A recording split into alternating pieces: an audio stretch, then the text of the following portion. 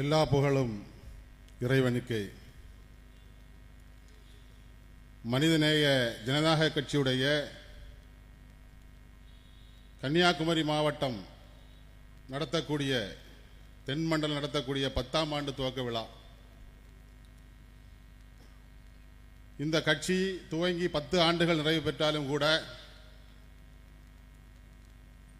தம்பி பிஜ்ருல் ஹாபிஸ் இந்த கட்சியுடைய மாவட்ட செயலாளராக சுமார் ஒரு 3-4 ஆண்டுகளுக்கு முன்புதான் அந்த பொறுப்பை எடுத்தார். இந்த கட்சியை உருவாக்கிய காலத்தில் இந்த மாவட்டத்திற்கு பல மாவட்ட செயலாளரை அப்போதைய பொதுச் செயலாளர் அறிவித்திருந்தாலும் கூட இப்படி ஒரு கட்சி குமரி மாவட்டத்தில் இருக்கிறதா என்று தெரியாத அளவுக்கு அந்த கட்சியுடைய செயல்பாடு அன்றைய மாவட்ட செயலாளர்களால் இருந்தது. ஆனால் ஒரு திறமை மிக்க, ஒரு ஆற்றல் மிக்க ஒரு வீரனை இந்த மாவட்டத்திற்கு அப்போது மாவட்ட செயலராக அறிவித்து இன்று அவர் மாநில துணை செயலராக இருக்கிறார். இந்த மாவட்டத்தில் அரசியல் செய்வது என்பது சாதாரண ஒரு விஷயம் அல்ல.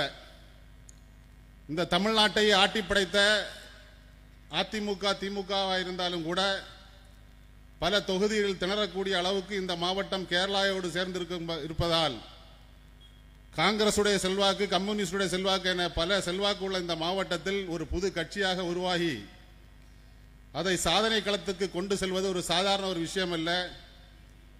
தம்பி பிஜ்ருல் ஹாபிஸ் ஆகட்டும், முஜீப் ரஹ்மான் ஆகட்டும், சாதிக்கு, அசரப் அலி, நஸ்ருல் கரீம், இது போன்ற ஒவ்வொரு களப்பணியாளர்களும் மிக அருமையான முறையில் களப்பணியாற்றியதுடைய பலன்தான் இன்று இப்படி ஒரு மாநாடை, ஒரு வெற்றிகரமான ஒரு மாநாடை சிறந்த முறையில் சகோதரர் ஹாரூன் ரஷீத் அவர்கள் வியக்கும் வண்ணம் நடத்தி காட்டியுள்ளார்கள். அதற்கு அத்தனை நிர்வாகிகளுக்கும் நன்றியை கூறிக்கொண்டு, ஜனநாயக உரிமை மீட்பு மாநாடு எப்போது மத்தியில் பிஜேபி ஆட்சி வந்ததோ அன்று முதல் இன்று வரை அவருடைய அஜெண்டாவை இஸ்லாமியர்களை இந்த மண்ணை விட்டு மாற்ற வேண்டும் என்பதுதான்.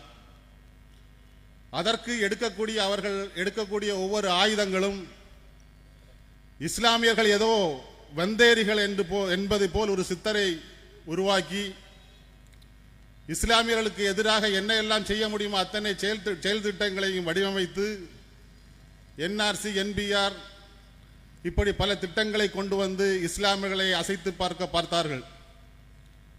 இஸ்லாமியர்கள் இந்தியா முழுவதும் கொந்தளித்ததை பார்த்து பயந்து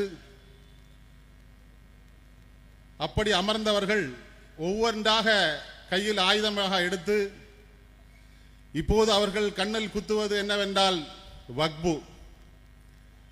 வக்பு என்றால் என்ன? வக்பு என்றால் ஒவ்வொரு இஸ்லாமியர்களும் இறைவனுக்காக வேண்டி தன்னுடைய உழைப்பில் ஒரு பகுதியை சொத்துக்களாக இருப்பதை வக்பு செய்வது. என்னுடைய இத்தனை சொத்துக்களை வக்பு, இறைவனுக்காக வேண்டி வக்பு செய்கிறேன். இறைவன் யாரு? அல்லாஹ். அல்லாஹ்னு சொன்னாலே உனக்கு பிடிக்காது. அல்லாஹ் ஏதோ முஸ்லிம்களுக்கு மட்டும்தான் இறைவன்கிற மாதிரி நீ ஒரு பேனரை உருவாக்கி வச்சு அல்லாஹ்னு சொன்னாலே உனக்கு பிடிக்காது. ஆனால் எல்லா இஸ்லாமிய கண்ட்ரிகளையும் போயிட்டு நீ முதல் நாளா அங்கே இருந்து அங்கே உள்ள எல்லா பலன்களையும் நீ பெற்று வருவாய். 2 தினங்களுக்கு முன்பு கூட கத்தாருடைய அதிபரை அணுகி பல ஆயிரம் கோடி இன்வெஸ்ட்மெண்டை இந்தியாவுக்கு பெற்றுள்ளார். வட மாநிலத்தவர்களை தூண்டிவிட்டு மாட்டிறைச்சி தின்பது இந்துக்களுக்கு மதத்தை குறை சொல்வது போல் ஒரு சித்தரித்து எத்தனையோ இஸ்லாமிய சகோதரர்களை மாட்டு இறைச்சி வியாபாரம் செய்வர்களை கொண்டு குவித்து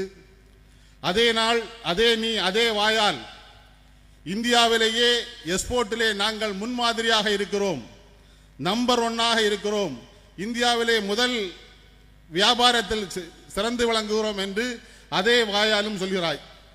உன்னுடைய கணக்கு தான் என்ன? உன்னுடைய கணக்கு இஸ்லாமியர்கள் இந்தியாவில் நிம்மதியாக வாழ வைக்க கூடாது.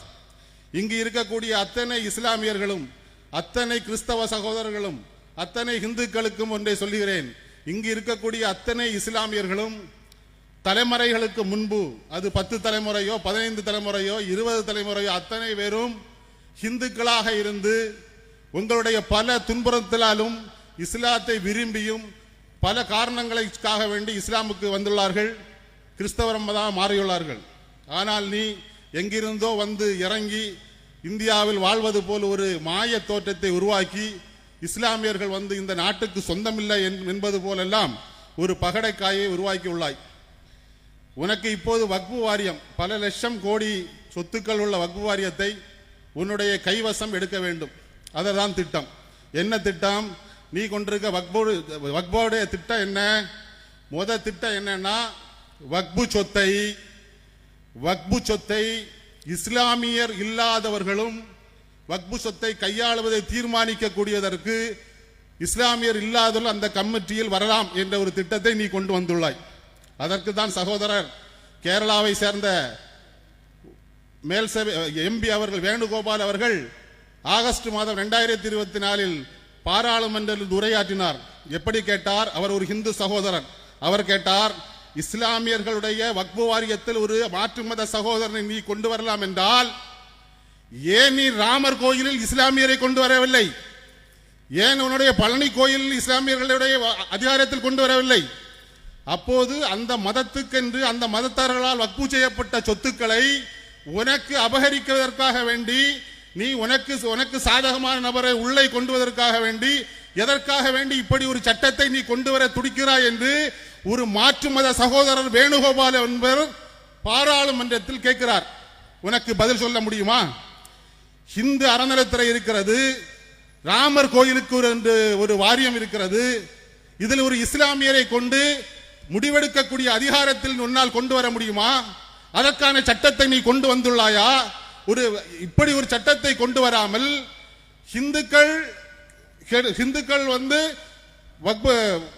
ராமர் கோயிலாக இருந்தாலும் சரி, பழனி கோயிலாக இருந்தாலும் சரி, அந்தந்த வாரியத்தில் உள்ள இந்துக்கள் தான் இருக்க வேண்டும் என்று சட்டம் நடைமுறையில் இருக்கும் போது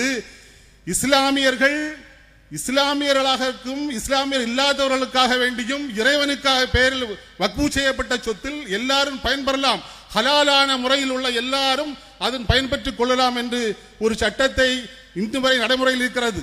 எத்தனை பேர் இந்த தமிழ்நாட்டிலேயே மாற்று மத சகோதரர்கள் வக்ஃபு வாரிய சொத்தை பயன்பெற்றுக் கொண்டிருக்கிறார்கள். அப்படி ஒரு சட்டத்தை நீ வந்து மாற்ற செய்து என்ன செய்கிறா? இனி வக்ஃபு சட்டத்தை இதற்கு வக்ஃபு வாரியம் அதனுடைய உறுப்பினர்கள் முடிவெடுத்த அந்த சட்டத்தை கலெக்டர் முடிவெடுக்க வேண்டும் என்று சட்டத்தை கொண்டு வருகிறார். உன்னுடைய நோக்கம் என்ன? கலெக்டர் கொண்டு வந்தா என்ன செய்வாங்க? நீ சொல்லக்கூடியது மாதிரி கலெக்டர் எழுதணும். அதற்கு அடுத்து என்ன செய்ய? வக்ஃபு வாரிய சட்டத்தை தீர்மானிக்கும் அதிகாரம் மத்திய அரசுக்கு என்ற சட்டத்தை கொண்டு வருகிறாய்.